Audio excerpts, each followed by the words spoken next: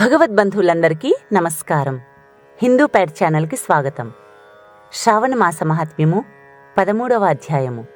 సనత్ కుమారుడు పరమేశ్వరుణ్ణి ఇలా అడుగుచున్నాడు. మహాదేవా, వ్రతాలన్నింటిలో ఉత్తమమైన వ్రతమేది? ఏ వ్రతం చేయడం వలన సకల సంపదలను, పుత్రపౌత్రాది సుఖాలను మానవుడు పొందగలడు? ఆ ఉత్తమ వ్రతం గురించి నాకు వివరించండి స్వామి అని ప్రాధేయపడగా పరమేశ్వరుడు ఇలా వివరించసాగాడు. ఓ సనత్కుమారా, త్రైలోక్య ప్రసిద్ధిగాంచిన దుర్వాగణపతి వ్రతం అత్యుత్తమమైన వ్రతం. పార్వతీదేవి ఈ వ్రతాన్ని శ్రద్ధాభక్తులతో చేసింది. శ్రావణ శుక్ల చతుర్థి రోజున అన్ని పాపాలను నశింపచేసే ఈ ఉత్తమ వ్రతాన్ని ఆచరించవలెను.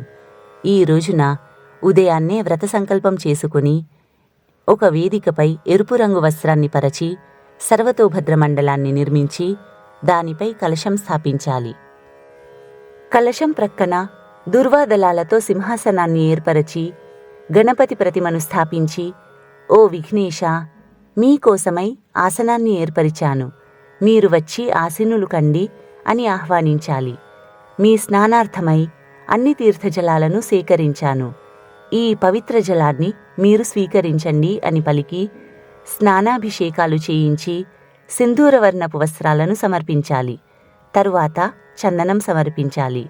ఓ సురశ్రేష్ఠ, మీకోసం ఎర్రచందన అక్షింతలు సమర్పిస్తున్నాను, ప్రేమతో స్వీకరించండి అని పలకాలి. ఎరుపు రంగు పుష్పాలతో పంచపత్రాలతో పూజించాలి. అపామార్గ, షమి, దుర్వ, తులసి, బిల్వపత్రం మొదలైన పత్రాలతో, ఋతుకాలంలో లభ్యమయ్యే సుగంధిత పుష్పాలతో మరియు వివిధ రకాలైన ఫలాలను సమర్పించి షోడశోపచార పూజ చెయ్యాలి. ఓ భగవంతుడా, లోకానుగ్రహం కోసం మరియు దానవవధ నిమిత్తం మీరు స్కందునిగా అవతరించారు. దేవా, ప్రసన్నతతో ఈ ధూపం స్వీకరించండి అని పలుకుతూ ధూపం సమర్పించాలి. గణానాంత్వా అనే వైదిక మంత్రంతో లడ్డూలు, క్షీరాన్నం మొదలైన శ్రేష్టమైన నైవేద్యం సమర్పించిన తరువాత తాంబూలం సమర్పించాలి. పిమ్మట, ఓ గౌరీపుత్ర గజానన, మీ అనుగ్రహం వలన నేను చేసిన ఈ వ్రతం సంపూర్ణమగుగాక అని ప్రార్థించాలి.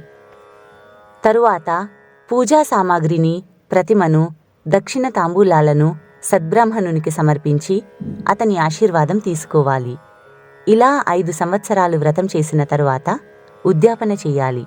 ఈ విధంగా శ్రద్ధాభక్తులతో విధి విధానంగా వ్రతాన్ని ఆచరించిన వారి పాపాలన్నీ నశించి సకల అభిష్టాలు నెరవేరుతాయి. వారు ఇహలోకంలో అన్ని సుఖాలను అనుభవించి మరణానంతరం శివలోక ప్రాప్తిని పొందుతారు. ఓ సనత్కుమారా, రహస్యమైన ఈ దుర్వాగణపతి వ్రతాన్ని నీకు వివరించాను. ఈ వ్రతం అత్యుత్తమమైనది. సుఖాన్ని ఆశించేవారు ఈ వ్రతాన్ని తప్పక ఆచరించాలని పరమేశ్వరుడు సనత్కుమారునికి వివరించెను.